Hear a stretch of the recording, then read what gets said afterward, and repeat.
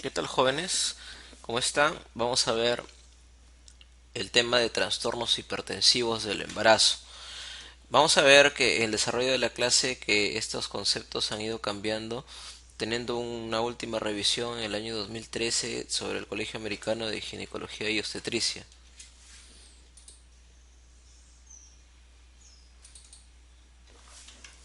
¿Cómo se clasifican los trastornos hipertensivos? Los trastornos hipertensivos se clasifican en cuatro grupos. El primero es la hipertensión gestacional.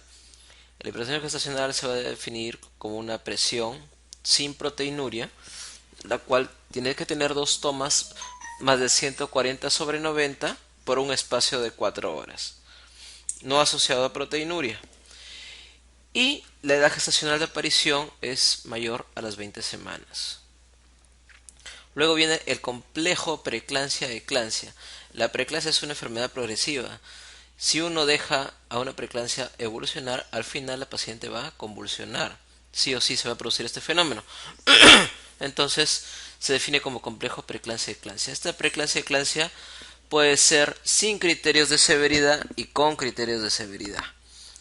Antes decíamos que la preeclampsia era leve y preeclampsia severa. Necesitábamos proteinuria de 300 miligramos para una preeclampsia leve y proteinuria más de 5 gramos u otras definiciones más de 2 gramos para una preeclampsia severa. Sin embargo, estos conceptos ya han quedado en desuso. ¿Por qué? Porque le vuelvo a repetir, la preeclampsia es una enfermedad progresiva y es la misma enfermedad la cual evoluciona, ¿no? De manera o tiene un pronóstico tórpido si es que no se da un tratamiento o un manejo adecuado. Entonces, si es que vamos a utilizar la preeclampsia sin criterios de severidad, tenemos que tomar en cuenta que debe de estar asociada a proteinuria, sin daño agudo de órgano blanco. Si estoy hablando de daño agudo, me refiero a daño hepático, daño renal, ¿no? Daño cardíaco o daño o lesión a nivel cerebral por hemorragia. Si es que no ocurre eso, entonces tenemos que tener las dos tomas por espacio de 4 horas más de 140/90 y proteinuria más de 300 miligramos en 24 horas u extrapolado. ¿Qué quiere decir extrapolado? Es pues 150 miligramos en 12 horas o 100 miligramos en 8 horas, ¿no? Dependiendo cuál es el tiempo de recolección de la orina que van a tomar. Si es la preeclampsia con criterios de severidad, no necesariamente debemos encontrar proteinuria. Bien, pero sí debe de existir, en caso de que la proteinuria esté ausente, debe de existir daño de órgano blanco. Si no tenemos proteinuria en la mano, podemos utilizar un lástico, ¿no? En tira reactiva de orina. Más de una cruz también se considera una preeclampsia. Luego viene la hipertensión arterial crónica. A diferencia de la preeclampsia, la hipertensión arterial crónica está o hace su aparición antes de las 20 semanas de edad gestacional y presenta muchas veces daño crónico de órgano blanco. Esto nos permite diferenciar, por ejemplo, en caso de que nos llegue a la consulta una mujer sin controles prenatales de 33 semanas y cómo diferenciar una hipertensión crónica de una preeclampsia si llega con la presión arterial elevada. Es hacer la evaluación a nivel de daño crónico.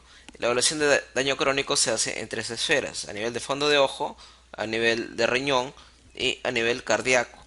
De todas, la más fácil de evaluar y la menos invasiva es la evaluación de fondo de ojo. Entonces, si tenemos signos de retinopatía crónica hipertensiva, pues tenemos que pensar de que se puede tratar de una hipertensión arterial crónica.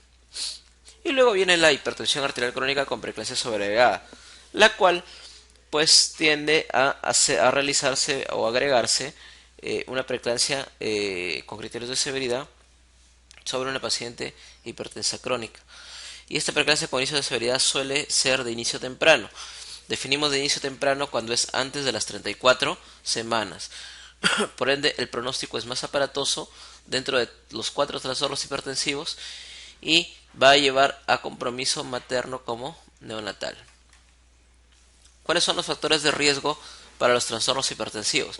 En primer lugar, el principal factor es el antecedente de preeclampsia en gestación previa. Luego la hipertensión arterial crónica, obesidad, dislipidemias, diabetes, ¿no? Embarazos múltiples, cualquier mayor cantidad de trofoblasto pues va a favorecer el desarrollo de preeclampsia.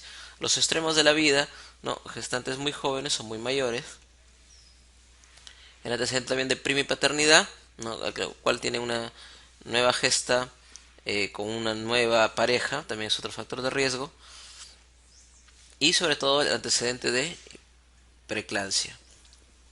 Entonces, vemos la preeclampsia sin criterios de severidad. ¿Cuáles son mis definiciones? Como les mencioné, tenemos que tener dos tomas a partir de las 20 semanas o pues asociado a proteinuria.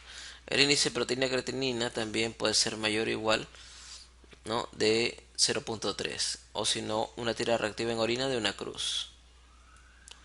¿Cuáles son mis criterios de severidad? Los criterios de severidad son los siguientes: la presión arterial más de 160 sobre 110, ¿no?, al menos en 4 horas de separación, a pesar de que la mujer se encuentre en reposo. Recuento de plaquetas menos de 100.000, daño hepático, específicamente transaminasas más de 92, perdón, más de 72, o LDH más de 600, o también concentración de creatinina mayor a 1.1, edema agudo de pulmón, o si no, pues trastornos visuales o signos pues de algún compromiso hemorrágico cerebral.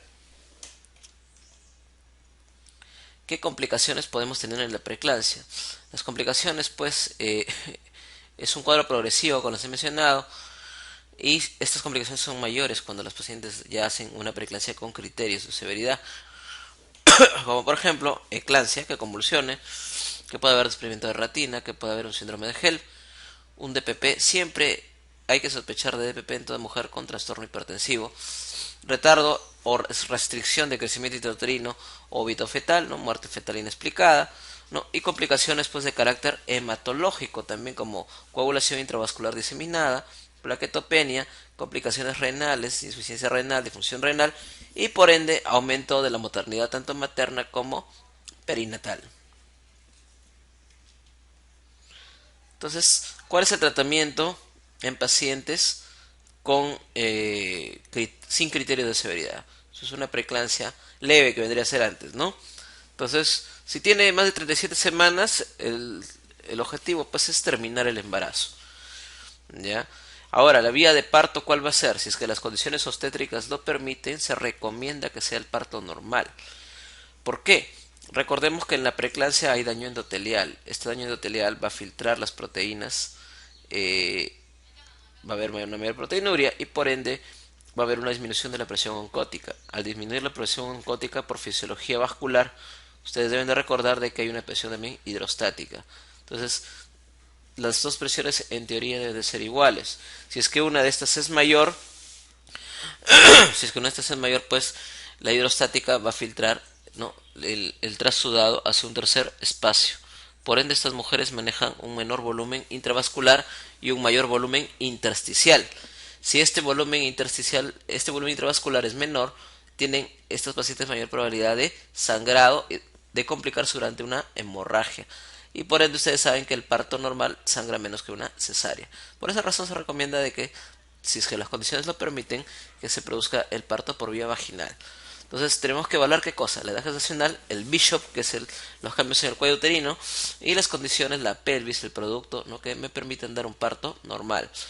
Si la paciente tiene más entre 34 y 37 semanas, debemos de considerar terminar la gestación en caso de que haya rotura de membranas o pues que tenga algún test tanto materno fetal de bienestar alterado, ¿no?, o si no sospecha de DPP. Siempre se recomienda terminar a las 37 y entre las 34 y 37, salvo que haya alguna condición obstétrica que lo permita o que pues contemos con neonatología como para poder hacer un buen manejo. Entonces, ¿en qué casos no terminar?, ¿no?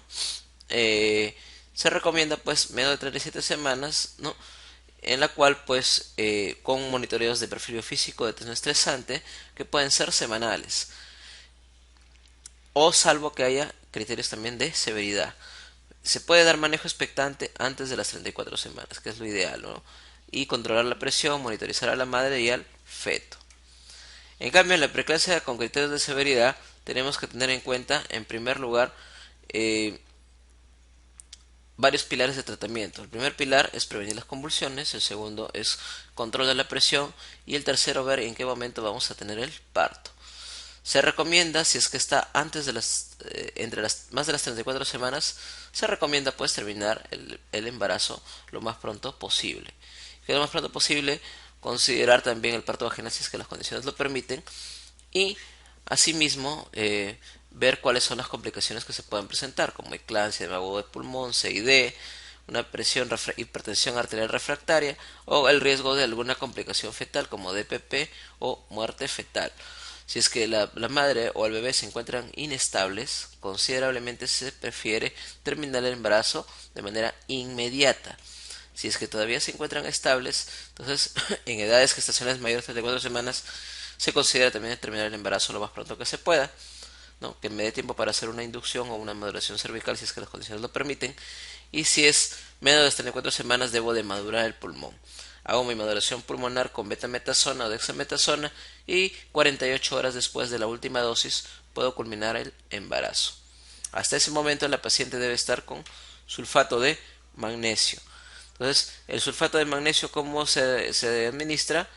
¿No? 5 ampollas, la ampolla de sulfato viene de 2 gramos, 5 ampollas en 50 cc de cloruro en un bulutrol y le doy una dosis de ataque de 4 a 6 gramos y de mantenimiento de 1 a 2 gramos por hora.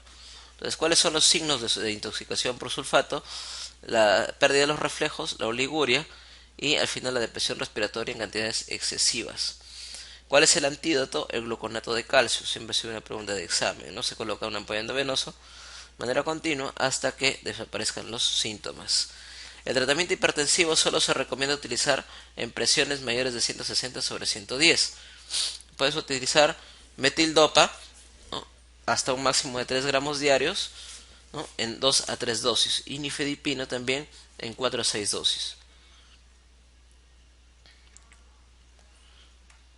¿Cuándo vamos a acabar el embarazo? Como les he mencionado, más de 37 semanas con criterio de severidad, ¿no? Y un score Bishop que permita terminar el parto en las siguientes 48 horas. Si está entre las 34 y 37, debemos de ver cómo están las condiciones de neonatología y si es que Neo puede alojar ese bebé. Hasta mientras podemos culminar el embarazo si es que todo está normal.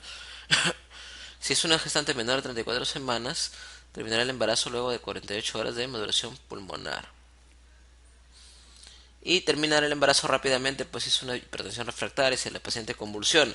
Ojo que si la mujer convulsiona, tenemos que tener en cuenta de que primero tenemos que estabilizarla, permeabilizar vía aérea, evitar de que pues haya laceraciones de tejido, de la lengua, o se muerda ¿no? alguna estructura de la boca. También pues permeabilizar su vía aérea y colocar el sulfato de magnesio, colocar oxígeno y luego de eso ya recién considerar pues terminar el embarazo. Si hay un edema agudo de pulmón, también la acción debe ser rápida, si hay DPP de igual manera, o si hay un CID. La hipertensión crónica, sin embargo, tiene un manejo diferente. ¿Ya? La hipertensión crónica pues debe de tratarse controlando la presión. Entonces ahí y evaluar si es que hay o no signos de preeclampsia sobreagregada, sobre todo la preeclampsia con criterios de severidad. Tenemos que valorar también de que estas pacientes pueden hacer restricción del crecimiento intrauterino. Entonces, tenemos que evaluarlo con ecografía Doppler. El Doppler se recomienda que se haga semanalmente. Y culminar la gestación a las 38 semanas de manera ideal. O si es que se agrega criterios de severidad o hay una hipertensión arterial refractaria, puedes culminar la gestación lo más pronto posible de acuerdo al protocolo que ya hemos revisado con criterios de severidad. El tratamiento antihipertensivo, ¿qué recomendaciones tenemos que tener? Evitar el uso de IECAS, ARA2, ¿no? Porque pueden originar malformaciones, sobre todo en las primeras semanas de edad gestacional. La metildopa, como les he mencionado, hasta 3 gramos diarios, el nifedipino hasta 120 miligramos diarios, y valorar el uso de diuréticos dependiendo pues el riesgo-beneficio. Generalmente no se deben de utilizar, ¿no? Y los que puede usarse en teoría son los tiacídicos, valorando pues qué tanto beneficio le va a traer a esa paciente. ¿Qué consideraciones tenemos que tener? ¿Qué diferencias hay con los marcos teóricos últimos? Después que la proteinuria ya de 5 gramos ya no es un criterio de severidad. La restricción se debe manejar como una paciente tiene otro manejo independiente, no es un criterio de severidad. Y pues la vía del parto va a depender de las condiciones del Bishop y siempre se va a preferir la vía vaginal por el menor volumen intravascular. ¿Cómo vamos a prevenir y predecir lo que es la preeclampsia? Para la prevención, pues tenemos que usar un mejor pronóstico es el Doppler de las arterias uterinas. el uso de antioxidantes no son efectivos, ¿no? Y se recomienda pues para disminuir el momento en que va a aparecer esta preeclampsia, porque la preeclampsia igual se va a dar, ¿no? Pero ¿qué pasa? Las preeclampsias de inicio temprano son las más aparatosas o las que tienen un peor pronóstico. Entonces, para evitar de que eso ocurra en caso de que haya alguna alteración en el Doppler de las uterinas, se recomienda utilizar ácido acetilsalicílico en dosis de 80 miligramos aproximadamente, ¿no? El famoso ASA 81, y es la única que ha demostrado tener un efecto en la reducción de la preeclampsia y sus efectos adversos.